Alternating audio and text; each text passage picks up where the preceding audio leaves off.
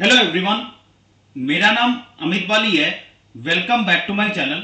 Doctor Vivek Bindra ने आचार्य चाणक्य के life पे एक वीडियो बनाया है। मैं उस पर रिएक्ट करूंगा। अभी सबसे पहले मैं अपनी स्क्रीन ऐड कर देता हूं। मैंने अपनी स्क्रीन ऐड कर दी है। अभी मैं वीडियो स्टार्ट करता हूं।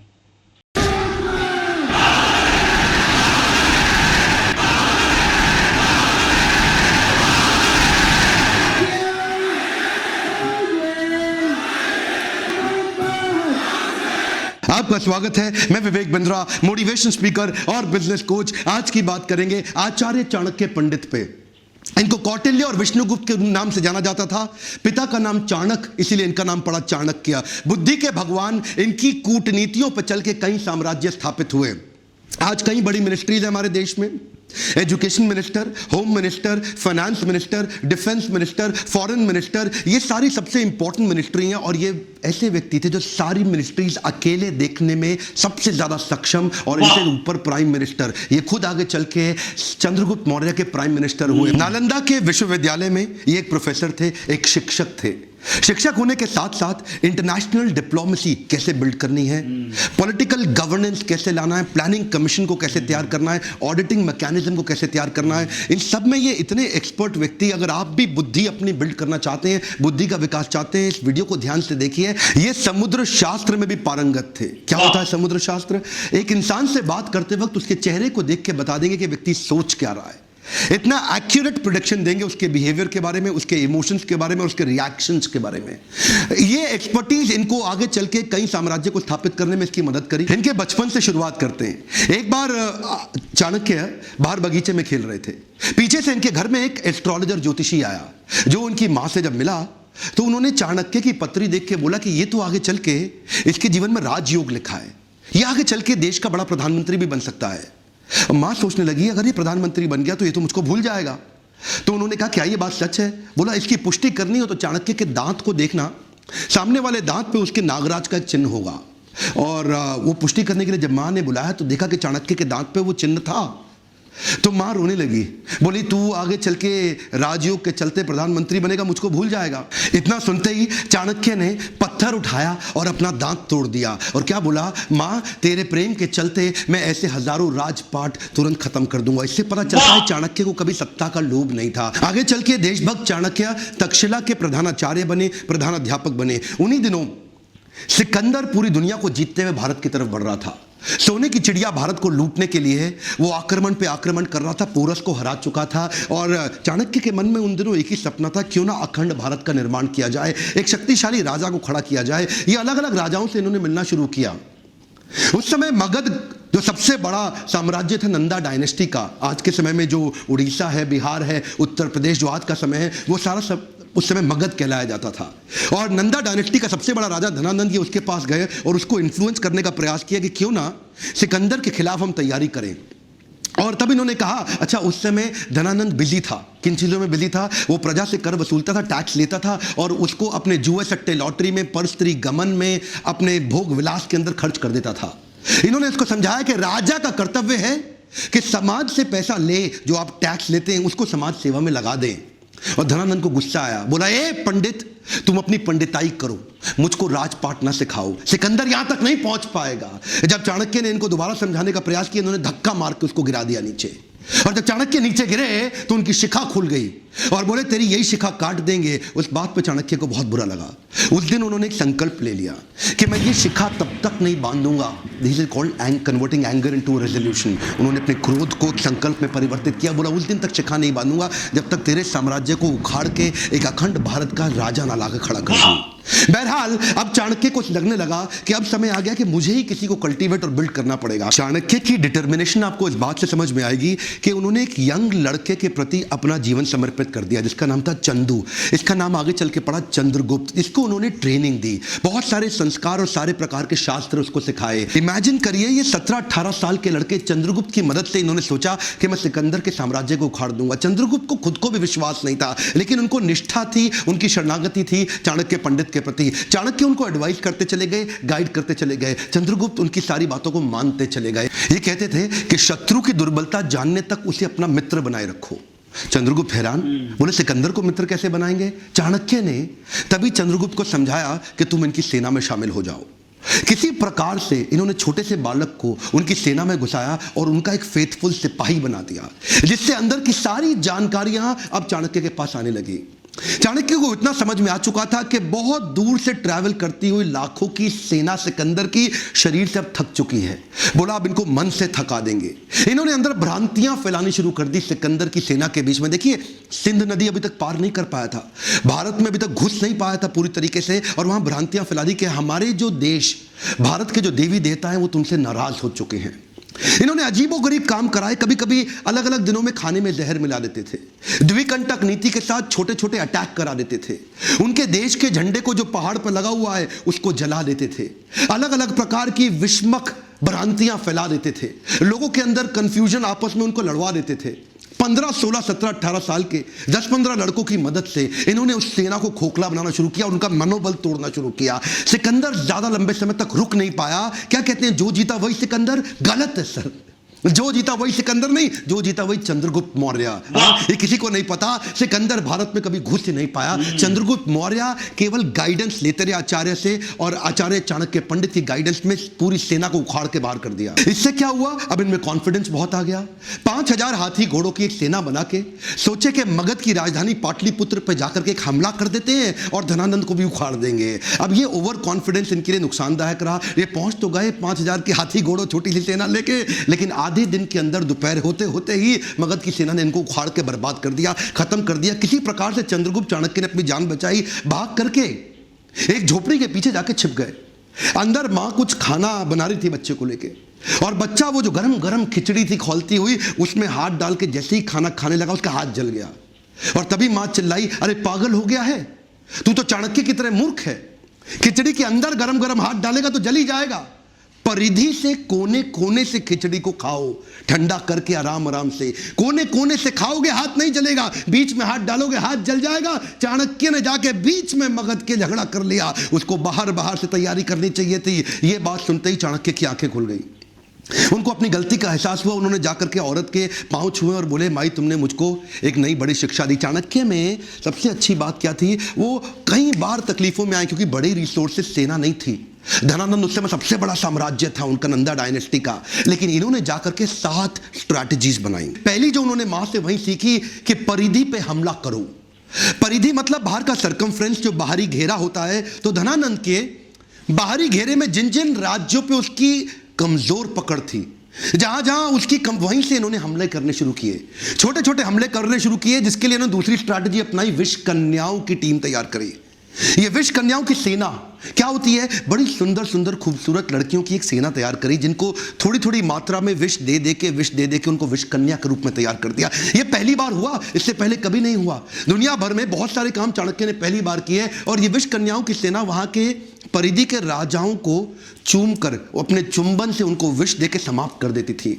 इतना ही नहीं, इसके बाद इन्होंने तीसरी स्ट्रैटेजी क्या अपनाई, जासूसों की सेना बनाई। इतने जासूसों को ट्रेनिंग दी कि जासूसों को कैसे बढ़िया जासूसी करके सारी खबर अंदर की लाके देनी है। अब चाणक्य को समझ में आ गया, स्ट्रैटेजिकली चलेंगे। ये क्या कहते थे, शत्रु के लेकर के कभी गुस्से से शत्रु के बारे में मत सोचो। अगर गुस्सा आ जाएगा शत्रु के खिलाफ तो आपकी एनालिटिकल एबिलिटी खत्म हो जाएगी। तो चाणक्य जो आंकलन करते थे ना, एनालिसिस, वो ऐसा इतना जासूसों से इतनी इंफॉर्मेशन लाते थे, और कभी कभी जासूसों की भी जासूसी करा देते थे। चाणक्य इतने एक्सपर्ट थे कि पैरेलली चौथी स्ट्रैटेजी बना रहे थे, building a high performance team. ये इन्होंने कैसी करी, इन्होंने वात्सायन मुनि का एक वेश धारण कर लिया, और ये जानते थे कि अगर बड़ी सेना बनानी है तो उनके मन, बुद्धि और आत्मा को जीतना पड़ेगा। एक पॉपुलर अपने आप को वात्सायन मुनि के भेष में जाकर के लोगों को जगह जगह कथा प्रवचन करते थे, और उनको धीरे धीरे इंस्पायर करते थे कि तुम चंद्रगुप्त की सेना को ज्वाइन कर लो। ये जानते थे कि प्रेम से बात करूंगा और आध्यात्मिक बात करूंगा, लोग प्रभावित हो जाएंगे, प्रभुभावित हो जाएंगे, और मेरी स्टोरी और मेरी कहानी पे विश्वास करेंगे और चंद्रगुप्त की सेना को ज्वाइन करते चले जाएंगे। उनकी आत्मा, मन, बुद्धि को जीतने के बाद अपनी वाणी की शक्ति से उनको प्रभावित करके एक एक करके धीरे धीरे 8 लाख लोगों की सेना तैयार कर दी। यह सेना ऑलरेडी 4 गुना बड़ी हो चुकी थी अब धनानंद से। इनके पास हाथी घोड़ों की बड़ी सेना और घुड़सवार रथों की बड़ी सेना, पैदल सिपाहियों की सेना, इतनी बड़ी सेना धीरे धीरे ये देखिए, इस सारी स्ट्रैटेजीज पैरेलल करते चले गए। हमारे देश में आज आरक्षण का बड़ा चक्कर चल रहा है ना, वहां पे आरक्षण के चक्कर के सख्त खिलाफ थे। ये कहते थे केवल योग्य व्यक्ति को आगे बढ़ाऊंगा, your country is only as powerful as your lieutenants. तो अपने लेफ्टिनेंट को चूज करते थे, जो आदमी योग्य है उसी को आगे बढ़ाते थे। उनके ट्रेनिंग कैंप्स पे क्या कहते थे कि राजा को अपने आसपास के लोग बुद्धिमान और योग्य रखने चाहिए, चापलूस लोग नहीं चाहिए जो केवल आपकी तारीफ करते रहे। चाणक्य श्लोक बोलते थे, दुर्जनेषु च सर्पेषु वरम सर्पो न दुर्जना, सर्पोदंशति कालेना दुर्जनस्तु पदे पदे। चाणक्य कहते थे दुर्जन मतलब दुष्ट व्यक्ति और सर्पेशु मतलब सांप, इन दोनों में से सांप अच्छा है। वरम सर्पो न दुर्जना, दुर्जन को छोड़ दो, सांप के साथ रह लो। सर्पोदंशति कालेना दुर्जनस्तु पदे पदे, सांप तो एक ही बार काटेगा, एक ही बार डसेगा, लेकिन दुर्जनस्तु पदे पदे, दुर्जन व्यक्ति हर कदम पे आपको डसेगा, हर बार डसेगा। इसीलिए क्या कहते थे कि मैं टीम ऐसी तैयार करूंगा जो केपेबल लोगों की हो और दुर्जन ना हो। तो ये एक हाई परफॉर्मेंस टीम तैयार करते गए और साथ साथ ये छापामार युद्ध के छोटे छोटे प्रयास करते गए। ये इनकी अगली स्ट्रैटेजी समझिएगा। एक तो देखिए होता है कि टेस्ट एंड लॉन्च, और एक होता है launch and test. Test and launch क्या होता है? पहले छोटे छोटे टेस्ट करो, पायलट एक्सपेरिमेंटेशन करो, छोटा टेस्ट करो और उसके बाद उसको वैलिडेट करो। और दूसरा क्या है, पहले लॉन्च कर दो और बाद में देखना टेस्ट करके रिजल्ट आया कि नहीं आया। जो पिछली गलती करी थी 5000 घोड़े सैनिक के साथ, वो क्या था, पहले लॉन्च कर दिया, बाद में टेस्ट से पता चला कि ये फेल हो गए। अब क्या करते थे, अब कहते थे अभ्यास करेंगे।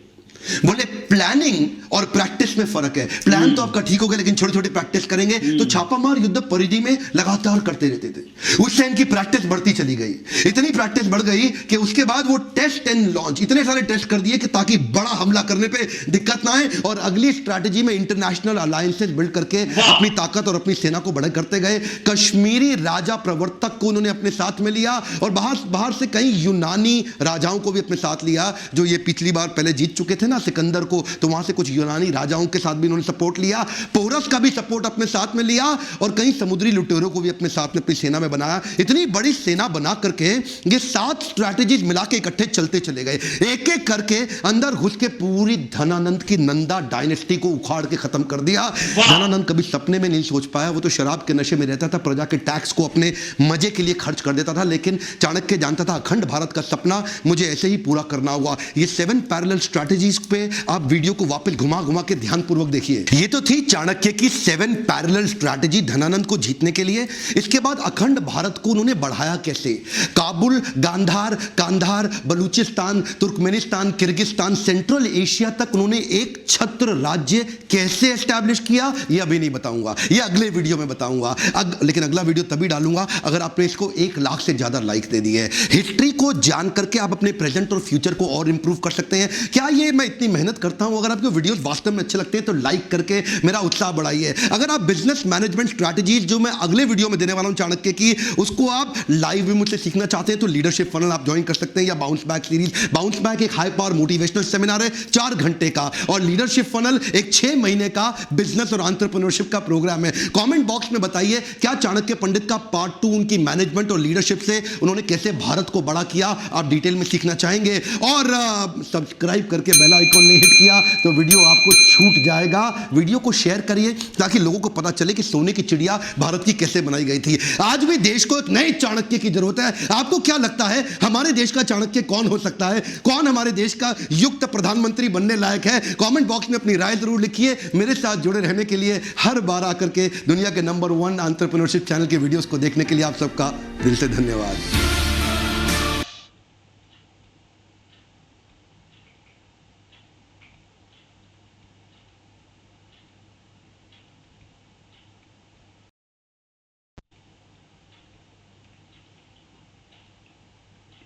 अभी मैं अपना रिएक्शन स्टार्ट करता हूं। आचार्य चाणक्य की स्टोरी बहुत मोटिवेशनल है। मैं आचार्य चाणक्य को सैल्यूट करता हूं। आचार्य चाणक्य के बारे में हमारे स्कूल्स की जो हिस्ट्री की किताबें हैं उसमें नहीं पढ़ा जाता। मैं चाहता हूं आचार्य चाणक्य के बारे में इन डिटेल हमारे स्कूल की हिस्ट्री की किताबों में पढ़ाया जाना चाहिए।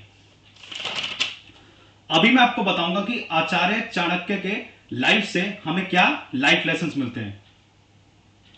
सबसे पहला लाइफ लेसन जो हमें मिलता है वो ये है कि अगर हमारे अंदर जिद और जुनून होगा तो हम अपना कोई भी गोल अचीव कर सकते हैं। दूसरा लाइफ लेसन जो हमें मिलता है वो ये है कि हमें अपने गोल्स को अचीव करने के लिए प्रॉपर प्लान्स और स्ट्रैटेजीज बनानी चाहिए। जब हम प्रॉपर प्लान्स और स्ट्रैटेजीज बनाएंगे तब हम अपना गोल डेफिनेटली अचीव करेंगे। थर्ड लाइफ लेसन जो हमें मिलता है वो ये है कि हमें अपने एंगर को रेजोल्यूशन में कन्वर्ट करना चाहिए। जब हम अपने एंगर को रेजोल्यूशन में कन्वर्ट करेंगे तब हम अपना गोल डेफिनेटली अचीव करेंगे। फोर्थ लाइफ लेसन जो हमें मिलता है वो ये है कि जब हम अपने गोल को अचीव करने के रास्ते पर चलेंगे तो सेटबैक्स तो आएंगे ही, हमें सेटबैक से घबराना नहीं है, हमें सेटबैक से बाउंस बैक करना है। हम सेटबैक से बाउंस बैक कैसे करेंगे? हम सेटबैक से बाउंस बैक करेंगे by making proper plans and strategies, और हम सेटबैक से बाउंस बैक करेंगे by our will power, courage and determination. जब हम सेटबैक से बाउंस बैक करेंगे तब हम अपना गोल डेफिनेटली अचीव करेंगे। मैंने इस वीडियो की ओरिजिनल वीडियो लिंक डिस्क्रिप्शन में डाल दी है, आप वहां जाना। आप सबसे पहले डॉक्टर विवेक बिंद्रा के चैनल को सब्सक्राइब करना और आप इस वीडियो